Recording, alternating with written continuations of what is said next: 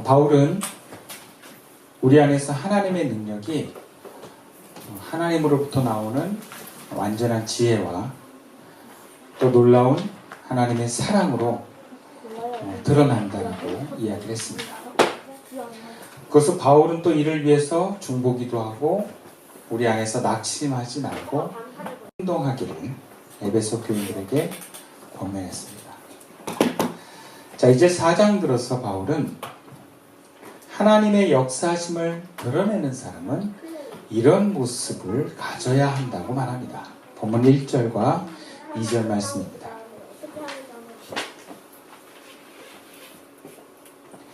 그러므로 주 안에서 갇힌 내가 너희를 권하노니 너희가 부르심을 받은 일에 합당하게 행하여 모든 겸손과 온유로 하고 오래 참음으로 사랑 가운데서 서로 용납하고 부르심을 받은 일에 합당하게 행하는 것, 즉 하나님의 능력이 드러나는 삶을 위해서 부르심을 받은 성도는 이렇게 행동해야 된다라고 말합니다.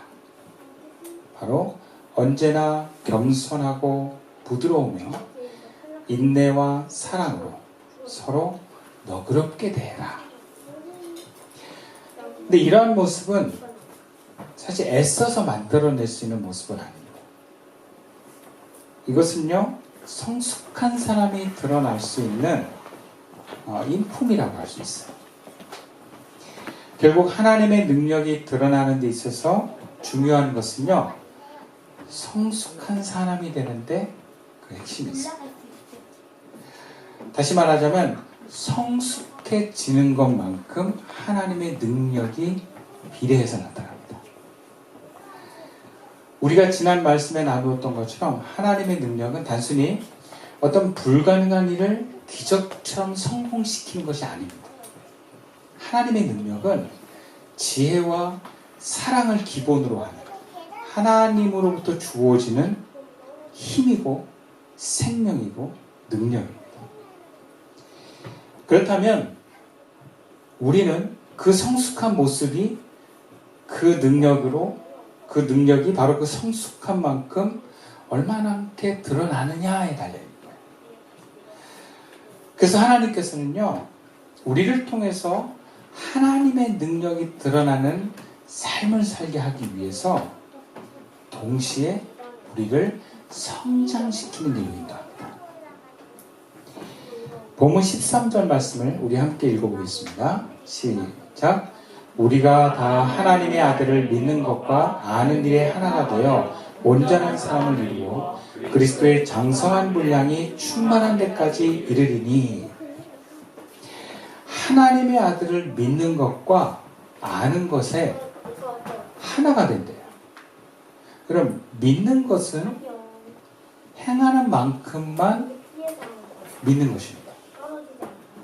근데 안다고 하는 것은 행하지 않고 아는 것이 아니라는 거예요. 그러니까 믿는 것과 아는 것이 하나가 되는 건 믿는 것, 아는 것, 행동하는 것이 하나라는 거예요. 그러니까 내가 행동하는 것만큼 아는 거고 행동하는 것만큼 믿는 거라는 거예요. 우리가 말로는 나는 믿어요 하잖아요. 내가 죽으면 하나님께로 돌아갈 줄로 믿습니다. 자, 그럼 죽읍시다. 그럼 싫어요. 그거는 믿는 게 아니에요. 정말 믿으면 정말 그래요? 그러니까 우리가 실제로 행동해보지 않고 아는 게 아니에요. 행동해보지 않고 믿는 게 아니에요. 아는 것, 믿는 것, 행동하는 것은 하나입니다. 그래서 이것을 통해서, 그 행함을 통해서 하나님의 능력이 드러나는 삶이 나타나는 게 바로 오늘 본문의 말씀처럼 온전한 사람을 이루어 그리스도의 장성한 분량이 충만한 데까지 이르는 것이다, 이렇게 표현합니다. 이 문장을 이렇게 저렇게 번역하는 해석들이 있어요. 그냥 그대로 한번 읽어드릴게요. 성숙한 사람이 되어 그리스도의 완전하신 충만에까지 이르게 될 것입니다. 이렇게도 번역하고요. 두 번째, 온전한 사람을 이루어 그리스도의 장성한 분량이 충만한 데까지 이르러. 세 번째는 완전히 성숙한 인간이 될 것입니다. 그렇습니다. 우리는 그리스도로 완전히 충만한 상태까지 이르게 될 것입니다. 공통적인 것을 찾는다면 성숙해지는 것. 그것이 우리 신앙인들이 하나님께서 인도하시는 길인데, 이 목표는 어디냐? 바로 예수님의 그 온전하신 모습이라는 거예요. 그러니까 예수님의 그 온전하심을 향해서 우리 성도들은 계속해서 자라간다는 거예요. 그러니까 하나님께서 성숙한 사람을 어느 날 갑자기 탁 세우는 게 아니고요. 어떤 교회도 갑자기 충만하게 하는 게 아니고, 택한 성도를 성숙한 사람으로 계속 만들어 가셔서 드러내시고 일하신다는 거죠. 교회도요, 계속 만들어서 성숙한 교회가 되어서 하나님의 능력을 드러내시는 것입니다. 구약에 대표적으로 하나님의 능력이 두드러지게 나타나는 사람을 한 세 사람만 골라라 그러면 저는 요셉과 모세와 다윗 정도로 볼 수 있어요. 이 세 사람을 보면요, 하나님이 당신의 백성을 구원하시고 당신의 나라를 세우는데 놀라운 능력을 드러내셨습니다. 그런데 요셉, 모세, 다윗의 공통점은요, 그렇게 하나님의 능력을 드러나기까지 성숙을 위한 고난의 길을 가게 하셨습니다. 하나님께서는요, 우리를 통해서 당신의 능력이 드러나기를 원하십니다. 그래서 이웃을 구원하고 이웃을, 또 세상을 좀 더 아름답게 하나님의 나라로 변화시켜 가기를 원하십니다. 그리고 그러기 위해서 반드시 성도를, 택한 성도를 성장시켜 가십니다. 그렇다면 우리는 어떻게 성장을 이뤄나가겠습니까? 우리가 성장하고 싶죠. 근데 우리가 막 성장해야지 한다고 성장이 되는 게 아니에요. 우리 윤희도 막 키가 크고 싶다는 얘기를 요즘 해요. 키 크고 싶다. 내가 좀 작은 것 같다. 근데 자기가 그렇다고 뭐 많이 먹고 막 이런다고 성장이 바로 되는 건 아니잖아요. 그죠? 예수 믿는다고, 예수 믿는 지 오래되고 나이가 먹는다고 우리가 저절로 성장이 이루어지는가? 여러분, 교회가 세워지면, 시간이 지나면 저절로 성장과 성숙이 이루어지는가? 아니에요. 우리는 예수를 믿은 지 수십 년이 넘었지만 여전히 어린아이 같은 신앙으로 교회 다니는 성도들을 많이 봅니다. 하나님의 능력을 드러내기보다 오히려 이웃에게 상처를 주고 가족에게 상처를 주고 율법만 남는 성도와 교회들을 우리는 많이 봅니다. 여전히 에고에 사로잡혀서 삶의 목적으로 하나님을, 나라를 위한 어떤 자신의 변화, 예수를 담고자 하는 목적이 아니라 그냥 어떻게 하면 내가 더 안전할까? 어떻게 하면 내가 더 행복할까의 목적을 가지고 그 에고의 의지대로 돈을 모으고 건강을 위하고 자기와 자기 가족을 우선하는 성도들을 많이 봅니다. 교회도 세워진 지 수십 년이 되었지만 여전히 그 신앙이 유치원이나 초등학생 수준을 넘어가기 어려운 그런 모습의 교회도 많이 봅니다. 그래서 싸우고 또 갈라지고 세상을 향해서 소통될 수 없는 어떤 이야기를 외치다가 오히려 사회로부터 걱정을 당하는 교회가 많이 있어요. 이것은요, 열심이 없어서가 아니에요. 성장이 이루어지지 않았기 때문에 그렇습니다. 그리고 구체적으로 이 성장은 마음이 바뀌지 않았기 때문에. 마음이 바뀌지 않는 성장은 잘못된 성장이에요. 성장이 아니라고도 해도 과언이 아니에요. 사람이 몸만 컸다고 성장한다라고 어린이라고 얘기하지 않습니다. 마음이 커야지만 어른이라고 얘기를 해요. 그런데 세상에는 저절로 마음이 커지고 성숙해지는 법은 없어요. 인간의 마음이 성숙되는 것은요, 무엇보다 고난과 시련이라고 하는 과정을 통해서 성숙해집니다. 그렇다고 무조건 고난과 시련이 다 성장을 이루는 게 아니라 이 고난과 시련도 어떻게 직면하느냐에 따라서 누구에게는 성장이 되지만 누구에게는 더 움츠러들고 세상으로부터 자기를 숨기는 어떤 기회가 되기도 해요.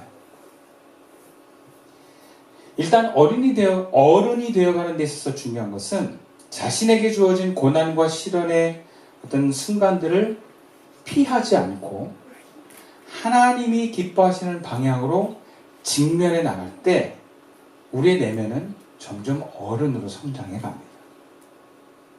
이 과정에서 우리에게 필요한 것이 있는데 특별히 그리스도인에게 있어서 성장을 위해 필요한 것이 바로 이것입니다. 우리 본문 3절 말씀 함께 읽어보겠습니다. 시작. 평안에 매는 줄로 성령이 하나 되게 하신 것을 힘써 지키라. 그리스도인이 시련과 고난이 왔을 때 성령의 의지와 하나 되어서 고난을 직면하는 것입니다. 우리를 성장시키는 것은 분명 고난입니다.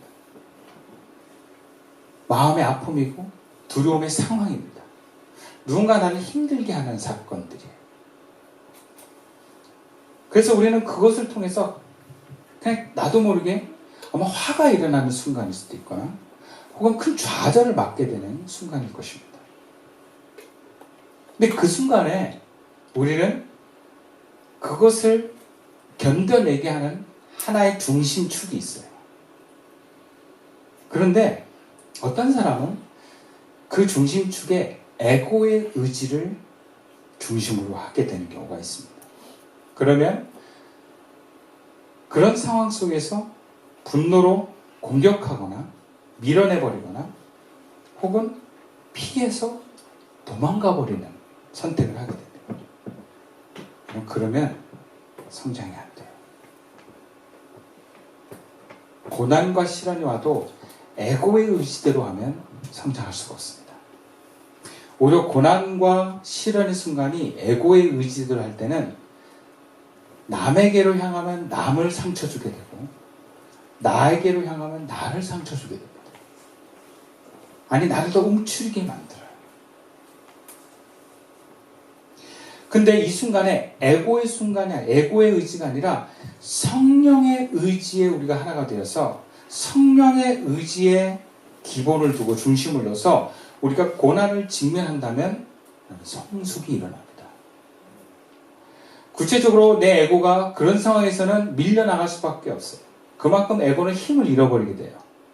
그리고 성령의 의지와 새로운 마음들이 생겨납니다. 여러분 그런 새로운 마음들이 내 옛 마음을 밀어내게 되고 그런 새로운 마음이 그 비중을 많이 차지할수록 어른이 되는 거예요.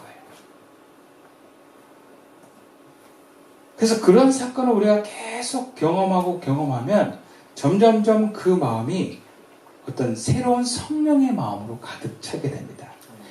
그리고 성령의 마음으로 가득 차면서 나타날 수 있는 성품이 온유와 겸손입니다. 이거는 온유하고 겸손한 의지가 아니고 그 성품이 성장되었을 때 나타나는 자연스러운 모습이에요. 실제로 성경에 모세가 애굽의 왕자 교육을 40년 받으면서 군사 능력이 뛰어난 전사로 성장하고 두려움을 모르는 어떤 용맹한 사람으로 40년 동안 길러졌지만 그의 마음에 어떤 분노를 막 조절하고 담아내는 성숙함에는 이르지 못했어요. 그래서 자신의 히브리 정체성을 위해서 히브리인을 괴롭히는 애굽 병사를 보고 바로 주먹이 나가서 때려버리게 되고 그 한 주먹이 너무 셌던지 그 애굽인 병사가 그냥 죽어버리는 일들을 겪어요. 그만큼 모세는 혈기가 있고 뭔가 어떤 온유와 겸손과 좀 먼 상태의 모습이었어요. 그런 모세가 쫓겨나서 40년 광야 생활을 하고 양을 키우고 하나님의 부르심을 받아서 쓰임받아서 나갔을 때 모습은요, 성경은 이렇게 이야기합니다. 민수기 21장 3절 말씀인데요. 이 사람 모세는 온유함이 지면의 모든 사람보다 더하더라. 정말 온유한 사람, 세상 모든 사람보다 가장 온유한 사람이 됐다라는 거예요. 성장한 거죠. 하나님은 우리도 이렇게 성장시키십니다. 그렇다고 성도들을 차별해서 성장시키는 것이 아니고요. 모든 성도들을 하나님은 성장시키세요. 단, 그 성도들 중에는 성숙되어 성장하는 성도가 있는 반면에 성장을 거부하고 멈추고 뒤로 다시 돌아가는 성도들이 있을 뿐입니다. 근데 성장하는 성도의 공통점은 바로 성령의 의지에 하나 되어서 직면하는 사람이라는 거예요. 받아들이는 사람이라는 거예요. 어떤 고통과 분노의 상황이 왔을 때 에고의 의지가 아니라 하나님의 의지와 방향대로 자기를 내어 맡기는 사람들.